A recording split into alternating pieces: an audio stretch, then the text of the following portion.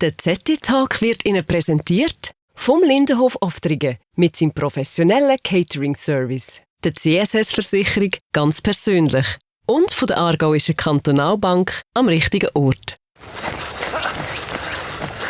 Wir fördern vieles, das gesund hält. Und was können wir für dich tun? CSS-Versicherung, dein Gesundheitspartner, ganz persönlich. Lindenhof Oftringen.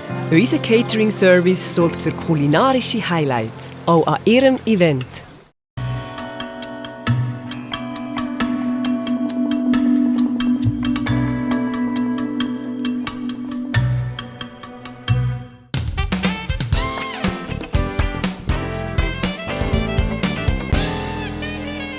Das Wohl der Tiere und Tierschutz sind hochemotionale Themen. Über diese Themen reden wir heute. Herzlich willkommen zum ZT-Talk. Wir schließen an beim Tierdrama von Oftringen. Sie erinnern sich, dort ist die Polizei im Februar auf mehrere tote Tiere gestossen. Daraufhin ist der kantonale Veterinärdienst massive Kritik gekommen. Der hat zu wenig rasch und zu wenig konsequent gehandelt, obwohl es Hinweise darauf gegeben hat, dass der Tierhalter seine Tiere vernachlässige. Was hat man aus dem Fall gelernt? Welche Konsequenzen hat man daraus gezogen? Über diese Fragen reden wir heute.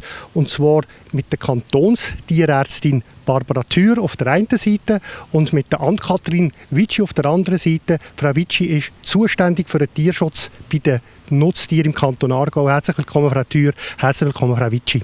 Herzlich willkommen, Frau Witschi. Frau Thür, ich frage bei Ihnen an. Sie sind jetzt 2 Jahre, ein bisschen mehr als 2 Jahre Kantonstierärztin. Was ist eigentlich, diesen Job gibt es ja nicht so manchmal, eigentlich, genau einmal nämlich. Was ist das Tolle an dem Job? Also, es ist ein sehr, sehr vielfältiger Job, sehr spannend. Man kann sich wirklich engagieren, man kann etwas fürs Tierwohl tun und man ist nie langweilig. Ist wirklich, mir gefällt es sehr. Was ist schwieriger? Das Schwierige ist, dass manchmal halt so viel los ist, dass viele Sachen miteinander kommen und wir dann halt muss entscheiden, was ich zuerst machen, priorisieren, und das ist manchmal nicht so einfach. Haben Sie eigentlich als Kantonstierärztin einen halben Zoo daheim oder haben Sie selber Haustiere? Nein, ich habe früher gehabt, aber jetzt habe ich keine mehr. Ich habe einfach keine Zeit dafür. Was haben Sie denn für Tiere gehabt? Ja, ich habe Ratten gehabt. Sehr interessante und spannende Tiere auch.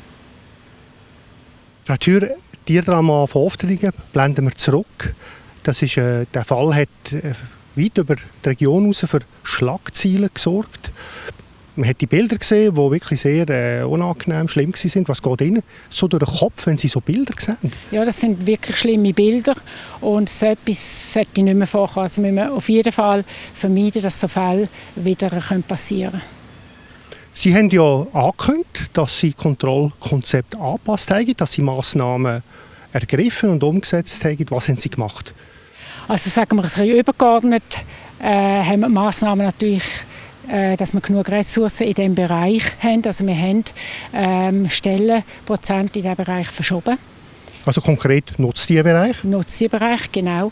Wir haben eine andere Art, die Fälle zu besprechen. Wir besprechen die breiter besprechen. Wir beziehen mehr Fachleute intern beiziehen, auch bei den Nutztieren.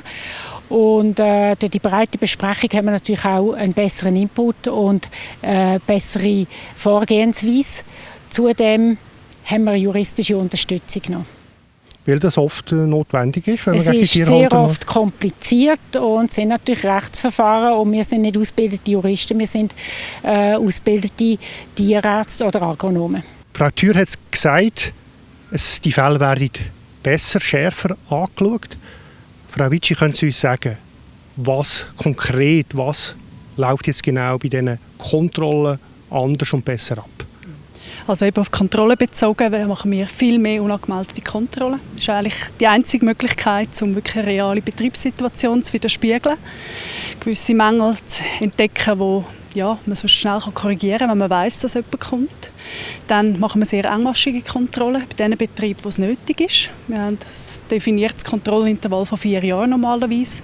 Wenn ein Betrieb Mängel hat, kommt er automatisch in ein engmaschiges Intervall.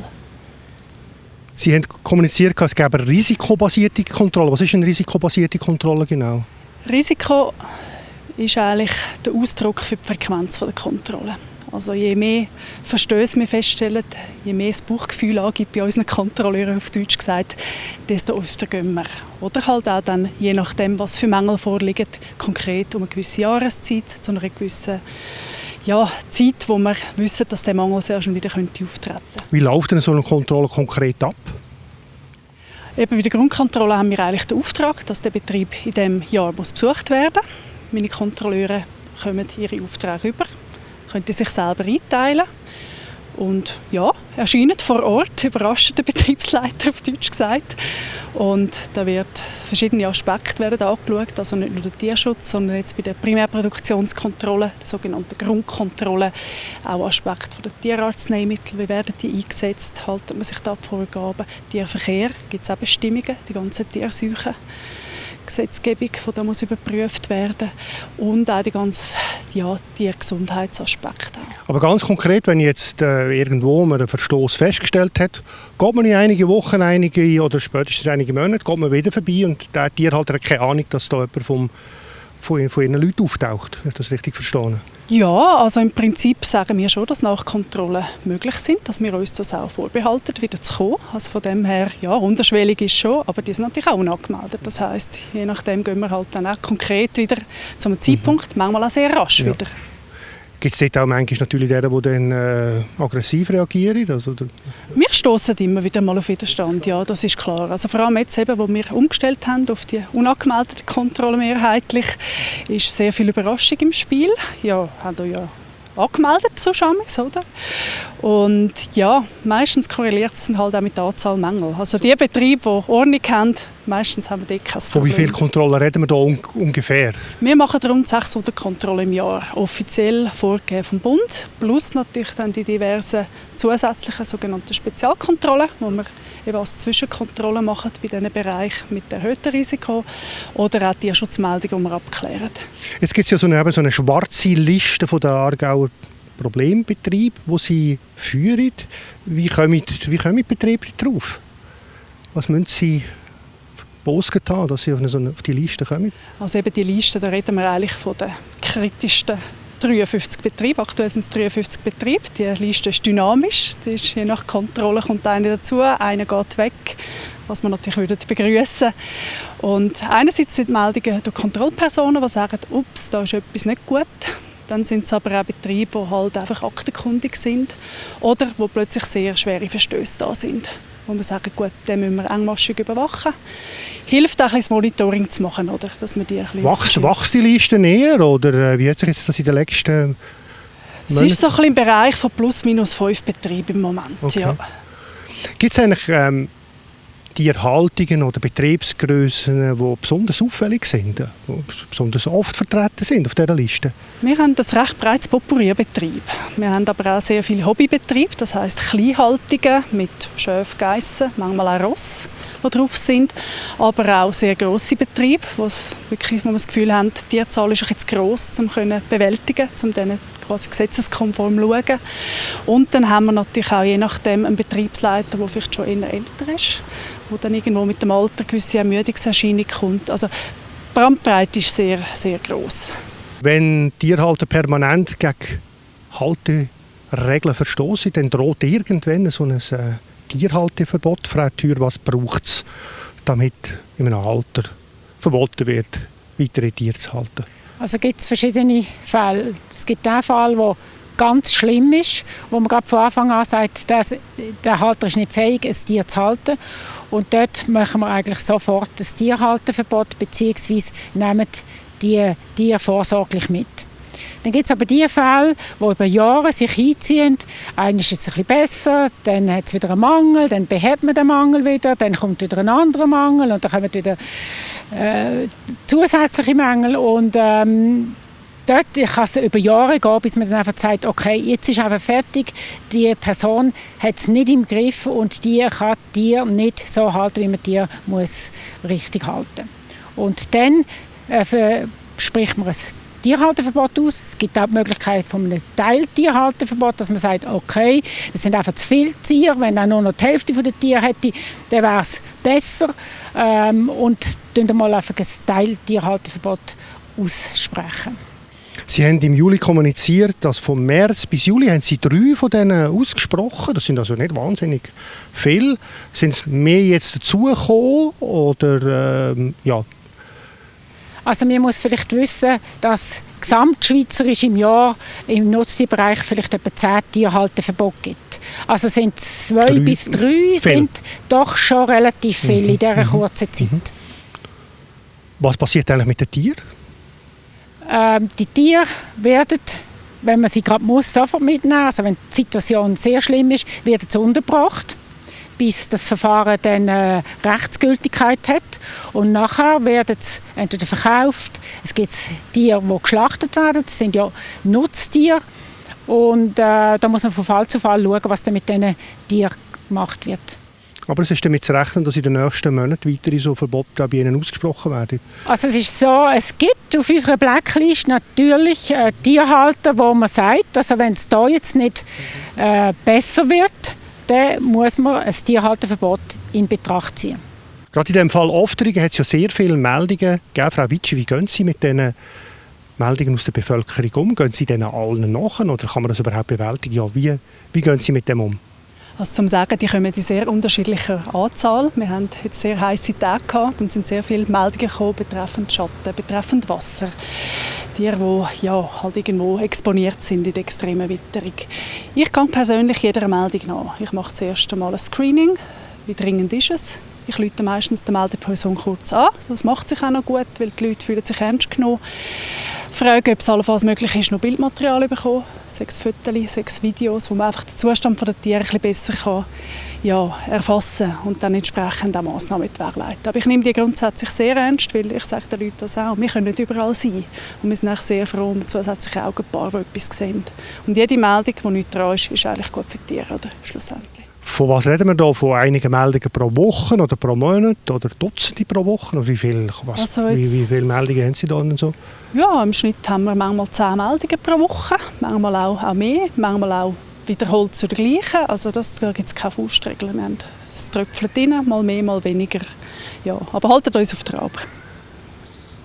Vielleicht noch ein ganz anderes Thema, Frau Thür, wo im Moment so langsam kommt und in der Diskussion ist, die Forderung von der Kastrationspflicht für Freigänger Katzen. Wenn wir bei Ihnen sind, heute schon, was sagt Kantonstierärztin zu dieser Forderung? Ja, die Diskussionen kommen erst jetzt richtig ins Laufen und man weiß noch nicht so genau, was es denn wirklich bedeutet. Es wäre natürlich gut, wenn die Leute möglichst freiwillig würden die Katzen kastrieren. Und es kann ein Problem sein, wenn sich Katzen unkontrolliert vermehren. Wie man denn das macht und ob man das wirklich soll als Pflicht machen soll, das muss man sich genau überlegen, weil es könnte dann auch einen sehr grossen Aufwand bedeuten, wenn man all die Tiere registrieren muss und das zu kontrollieren, dass es dann wirklich auch durchgesetzt werden kann. Aber da kommen jetzt Diskussionen halt erst in Gang. Aber konkret würde das für Ihre Abteilung bedeuten, dass Sie 2-3 Leute allein müssen absetzen, um die Kastrationspflicht kontrollieren durchzusetzen? Ja, das könnte schon bedeuten, dass wir deutlich mehr Leute brauchten. Wir haben dazu mal die Hundedatenbank eingeführt, auch dort. Mit dieser Registrierung haben wir sehr viel Aufwand dann auch gehabt und das könnte da aufs Gleiche rauslaufen, ja. Frau Thür, Sie haben die Hunde erwähnt. Jetzt sind ja die Leute monatelang im Lockdown gewesen, sind auch in der Schweiz geblieben, sind wahrscheinlich auch mit den Hunden raus. Man war viel mehr im Wald, hat es da mehr Konflikte gegeben, mutmaßlich? Also es hat tatsächlich mehr Hundebissmeldungen gegeben, es hat auch mehr Tierschutzmeldungen gegeben. Ob jetzt die Hundebisse vermehrt stattgefunden haben, wenn die Leute näher aufeinander oben waren, also ja, oder einfach den öffentlichen Raum mehr benutzt haben, können wir nicht sagen. Es gibt natürlich auch sehr viele Hundebissmeldungen, die im eigenen Haushalt stattfinden, die Bissereien. Also, es könnte aber sein, dass die Leute tatsächlich mehr daheim sind und es dann dort enger geworden ist, Konflikt? Ja, könnte schon sein. Also wir sehen einfach, wir haben deutlich mehr Meldungen. Deutlich mehr heisst im Wachstum im zweistelligen Bereich? Also wir haben, sagen wir jetzt, 1/3 mehr Meldungen bis jetzt Mitte Jahr, als wir letztes Jahr hatten.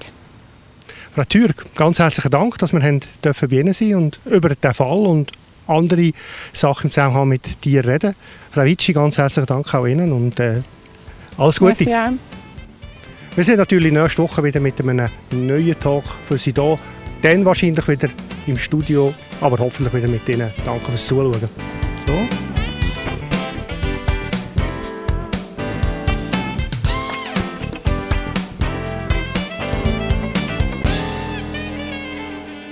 Der ZT-Talk ist Ihnen präsentiert worden vom Lindenhof Oftringen mit seinem professionellen Catering-Service, der CSS-Versicherung ganz persönlich und von der Aargauischen Kantonalbank am richtigen Ort.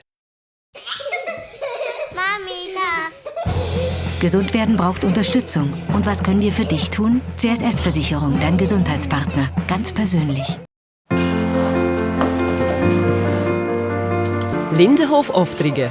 Unser Catering-Service sorgt für kulinarische Highlights, auch an Ihrem Event.